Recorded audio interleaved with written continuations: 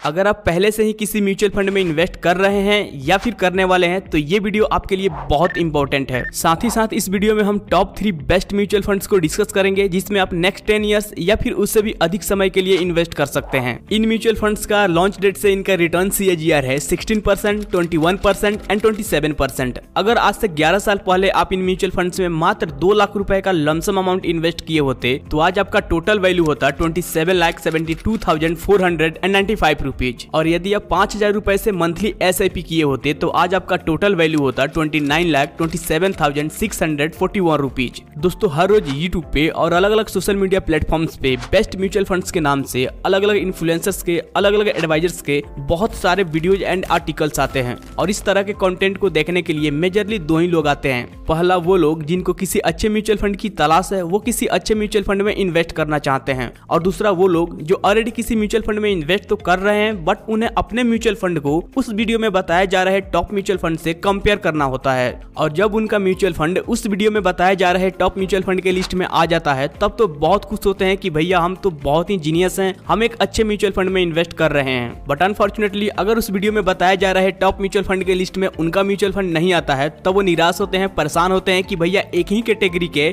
कोई इन्फ्लुएंसर किसी दूसरे म्यूचुअल फंड को बेस्ट बता रहा है, कोई इन्फ्लुएंसर किसी तीसरे म्यूचुअल फंड को बेस्ट बता रहा है और ये सारे मिलकर हमें बेवकूफ बना रहे हैं। और ये दोस्तों इन्वेस्टर्स के अंदर एक बहुत बड़ी कंफ्यूजन है और इस वीडियो में हम इस कंफ्यूजन को हमेशा के लिए जड़ से खत्म करेंगे। आप यूं 2 मिनट में पता करेंगे, भले ही दुनिया के बड़े से बड़े फाइनेंशियल एडवाइजर या कोई भी इन्फ्लुएंसर आपसे कहे कि ये म्यूचुअल फंड बेस्ट है, आप यूं 2 मिनट में पता करेंगे कि क्या वाकई में वो म्यूचुअल फंड बेस्ट है या आप पहले से जिस म्यूचुअल फंड में इन्वेस्ट कर रहे हैं वो म्यूचुअल फंड बेस्ट है। देखिए ये वीडियो थोड़ी लंबी हो सकती है बट इस वीडियो में जो आपको नई नई चीजें सीखने को मिलेगी वो शायद ही आपको कोई बताएगा। इस वीडियो में जिन म्यूचुअल फंड्स को हम डिस्कस करने वाले हैं, इन म्यूचुअल फंड्स को आप अपने पोर्टफोलियो के म्यूचुअल फंड से कंपेयर करके 2 मिनट में पता करेंगे कि ये म्यूचुअल फंड्स बेस्ट हैं या पहले से जिन म्यूचुअल फंड्स में इन्वेस्ट कर रहे हैं वो म्यूचुअल फंड्स बेस्ट हैं। बट आपसे एक छोटी सी रिक्वेस्ट है कि इस वीडियो को बिना स्किप किए हुए एंड तक जरूर देखिएगा। और यदि आपको ये वीडियो पसंद आता है तो आप हमारे मेहनत के लिए एक लाइक तो कर ही सकते हैं। और यदि आप इस तरह के और भी वीडियो चाहते हैं तो इस चैनल को सब्सक्राइब करके बेल नोटिफिकेशन को ऑल पे सिलेक्ट करिए। तो चलिए वीडियो को स्टार्ट करते हैं। पहला कैटेगरी है निफ्टी नेक्स्ट 50 इंडेक्स फंड और इस कैटेगरी के ये तीनों टॉप फंड्स हैं। इनमें से हम किसी एक फंड को शॉर्टलिस्ट करेंगे बट अगर आप केवल फंड्स के नाम जानने के लिए आए हैं तो आप बहुत कुछ मिस कर देंगे और आपका बहुत बड़ा नुकसान हो सकता है। भले ही इन फंड्स का रिटर्न ज्यादा दिखता है बट लॉन्ग टर्म में कैसे आपको चूना लगाते हैं, कैसे आपका फंड लूज होता है अगर आप कुछ बातों का ध्यान नहीं देते हैं तो प्लीज अब इस वीडियो को ध्यान से देखिएगा। दोस्तों निफ्टी नेक्स्ट 50 यानी निफ्टी 50 के बाद 51 से लेकर के 100 के बीच इंडिया की जो टॉप बड़ी कंपनियां हैं उनमें ये फंड्स इन्वेस्ट करते हैं, जिससे लॉन्ग टर्म में ये फंड्स लो वोलेटिलिटी के साथ एक स्टेबल रिटर्न बनाकर देते हैं। अब चलिए इन तीनों फंड्स में से किसी एक फंड को कुछ इंपॉर्टेंट पैरामीटर्स के बेसिस पे शॉर्टलिस्ट करते हैं। फर्स्ट पैरामीटर है फंड साइज। दोस्तों फंड साइज जनरली 400 करोड़ या इससे ज्यादा होता है तो वो फंड बेटर माना जाता है। अगर किसी फंड का फंड साइज ज्यादा है तो इसके 2 बड़े फायदे हैं। पहला कि वो एक ट्रस्टेड फंड है, उसमें लोगों ने ज्यादा पैसा डाला है। और दूसरा यहाँ आपको लिक्विडिटी अच्छी मिलती है, आप जब चाहे तब आप अपने यूनिट्स को सेल कर सकते हैं। आपने कई बार ऐसा सुना होगा कि लोग अपने यूनिट्स को सेल कर देते हैं बट उनको पैसे मिलने में कई महीने लग जाते हैं। ये लिक्विडिटी के कारण होता है जिस फंड का फंड साइज कम होता है। यहाँ सबसे ज्यादा फंड साइज है ICICI prudential Nifty next 50 index fund का 4,444 करोड़।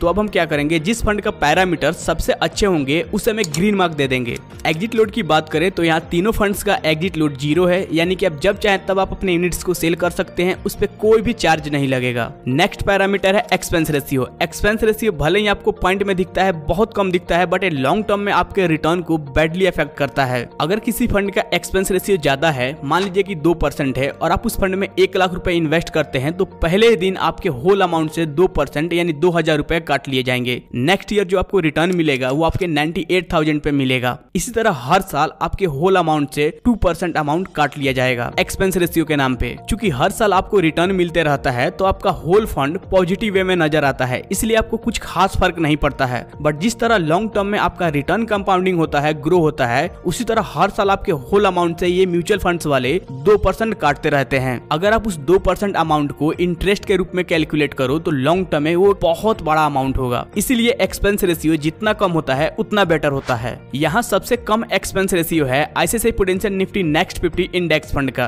तो इसे हम एक और ग्रीन मार्क दे देंगे। फंड एज की बात करें तो जो फंड जितना ज्यादा पुराना होता है उतना बेटर होता है। ICICI प्रूडेंशियल निफ्टी नेक्स्ट 50 और LIC mutual fund Nifty next 50 का जो फंड एज है ये 11 साल से ज्यादा है, तो इन दोनों फंड्स को हम एक एक ग्रीन मार्क्स दे देंगे। बेंचमार्क की बात करें तो तीनों फंड्स का सेम है निफ्टी नेक्स्ट 50। रिटर्न्स पैरामीटर्स की बात करें तो लास्ट ईयर सबसे ज्यादा रिटर्न है UTI Nifty next 50 index fund का 64.03%, तो इसे हम एक ग्रीन मार्क दे देंगे। लास्ट 3 इयर्स में सबसे ज्यादा रिटर्न है LIC mutual fund Nifty next 50 index fund का 23.69%, तो इसे भी हम एक ग्रीन मार्क दे देंगे। एंड लास्ट 5 ईयर में सबसे ज्यादा रिटर्न है UTI निफ्टी नेक्स्ट 50 का, तो अगेन इसे हम एक और ग्रीन मार्क देंगे। एंड लास्ट 10 इयर्स में सबसे ज्यादा रिटर्न है ICICI prudential Nifty next 50 index fund का 17.32%, तो इसे भी हम एक ग्रीन मार्क देंगे। एंड इन तीनों फंड्स में लॉन्च डेट से सबसे ज्यादा रिटर्न बना करके दिया है ICICI prudential Nifty next 50 index fund 16.11%, तो अगेन इसे हम एक और ग्रीन मार्क दे देंगे। रिस्क पैरामीटर की बात करें तो बीटा जर्नली 1 से कम होना चाहिए, वो फंड कम वॉलेटाइल होता है, बट इन तीनों फंड्स का बीटा 1 से ज्यादा है। और इन तीनों फंड्स में अगर हम देखें तो ICICI prudential Nifty next 50 index fund का बीटा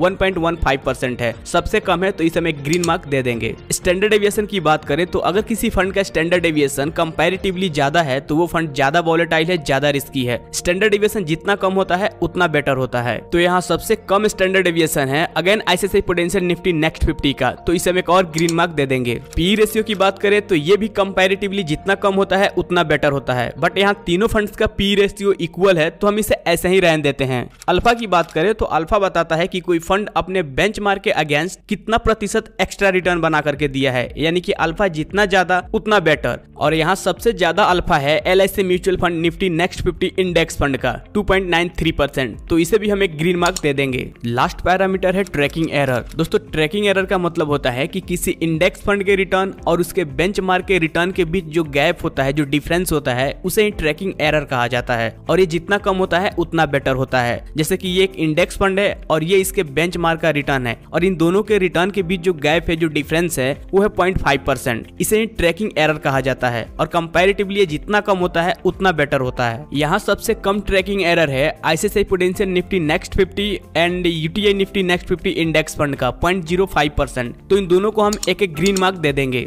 अब यहाँ सबसे ज्यादा green marks ICICI prudential Nifty next 50 index fund को मिला है, तो अगर आप इस फंड में इन्वेस्ट करना चाहें तो आप नेक्स्ट 10 इयर्स या फिर उससे भी अधिक समय के लिए इन्वेस्ट कर सकते हैं। सेकंड कैटेगरी है फ्लेक्सी कैप, और ये तीनों फंड्स फ्लेक्सी कैप कैटेगरी के टॉप फंड्स हैं, और इन तीनों में से हम किसी एक फंड को शॉर्टलिस्ट करेंगे। फंड साइज की बात करें तो सबसे ज्यादा फंड साइज है प्राग पारिक फ्लेक्सी कैप फंड का, तो इसे हम एक ग्रीन मार्क दे देंगे। एग्जिट लोड की बात करें तो सबसे कम है quant flexi cap fund and HDFC flexi cap fund का, तो इन दोनों को हम एक एक ग्रीन मार्क दे देंगे। एंड एक्सपेंस रेशियो की बात करें तो सबसे कम एक्सपेंस रेशियो है प्राग पारिक फ्लेक्सी कैप फंड का, तो इसे हम अगेन एक और ग्रीन मार्क दे देंगे।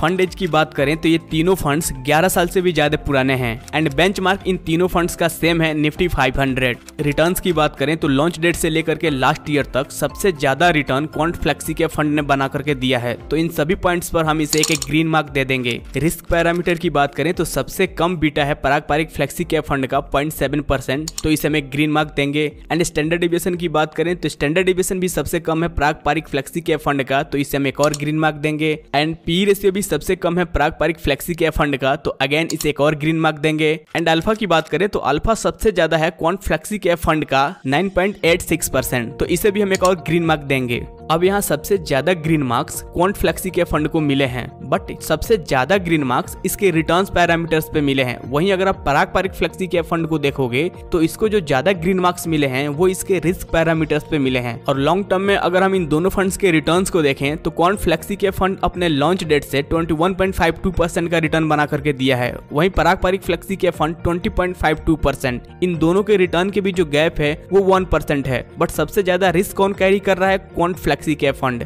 और लगभग उतना ही return Parag Parikh flexi cap fund कम रिस्क पे बना रहा है। यानी कि Parag Parikh flexi cap fund का risk management as compare to quant flexi cap fund काफी बेहतर है। तो अगर आपको थोड़ा ज्यादा रिटर्न चाहिए तो आप क्वांट फ्लेक्सी कैप फंड के साथ जा सकते हैं, बट अगर आपको थोड़ा कम और बेटर रिस्क मैनेजमेंट के साथ अच्छा रिटर्न चाहिए तो फिर आप प्राग पारिक फ्लेक्सी कैप फंड के साथ जा सकते हैं। अब दोस्तों यहीं पे कुछ इन्वेस्टर्स कंफ्यूज होते हैं। मान लीजिए कि आपके पोर्टफोलियो में क्वांट फ्लेक्सी कैप फंड है या इसी कैटेगरी का कोई दूसरा फ्लेक्सी के फंड है और कोई इन्फ्लुएंसर पराग पारिक फ्लेक्सी के फंड को बेस्ट बता रहा है। तो यहाँ आपको कंफ्यूज नहीं होना है, आपको सिंपल दो चीजें देखनी है। पहला, उस वीडियो में बताया जा रहा है म्यूचुअल फंड और आपके पोर्टफोलियो में जो म्यूचुअल फंड्स हैं उनके इंपॉर्टेंट पैरामीटर्स के बीच अगर मेजर डिफरेंस है, बड़ा गैप है जिससे फ्यूचर में आपको नुकसान हो सकता है या आपको रिटर्न कम मिल सकते हैं, अगर ऐसा कोई डिफरेंस है इसका मतलब उस वीडियो में बताया जा रहा फंड बेस्ट है। तो ये मेक श्योर करने के बाद आप अपने पोर्टफोलियो में चेंजेस कर सकते हैं। और दूसरी चीज, उस वीडियो में बताया जा रहा है म्यूचुअल फंड और आपके पोर्टफोलियो के म्यूचुअल फंड के इंपॉर्टेंट पैरामीटर्स के बीच अगर माइनर डिफरेंसेस है जिससे फ्यूचर में आपके रिटर्न्स के ऊपर भी कोई ज्यादा फर्क नहीं पड़ेगा और कंपैरेटिवली रिस्क पैरामीटर्स भी ठीक ठाक है, तो फिर आपको अपने पोर्टफोलियो में चेंजेस करने की कोई आवश्यकता नहीं है। क्योंकि अगर आप माइनर पॉइंट्स के पीछे भागेंगे, थोड़े बहुत रिटर्न्स के पीछे भागेंगे, तो हर मंथली हर क्वार्टरली आपको अपने पोर्टफोलियो में चेंजेस करने पड़ सकते हैं। क्योंकि मार्केट में हमेशा उतार चढ़ाव आता रहता है जिससे आपके फंड का परफॉर्मेंस भी थोड़ा ऊपर नीचे होता रहता है। तो अब आपको बिल्कुल भी कंफ्यूज नहीं होना है। उस वीडियो में बताया जा रहा है म्यूचुअल फंड और अपने पोर्टफोलियो के म्यूचुअल फंड के इंपॉर्टेंट पैरामीटर्स के बीच कंपैरिजन करना है। अगर आपके म्यूचुअल फंड के इंपॉर्टेंट पैरामीटर्स उससे अच्छे हैं या ठीक ठाक हैं, तो फिर स्टिल आप जिस म्यूचुअल फंड में इन्वेस्ट कर रहे हैं उसमें करते रहिए। सेकंड एंड लास्ट कैटेगरी है स्मॉल कैप,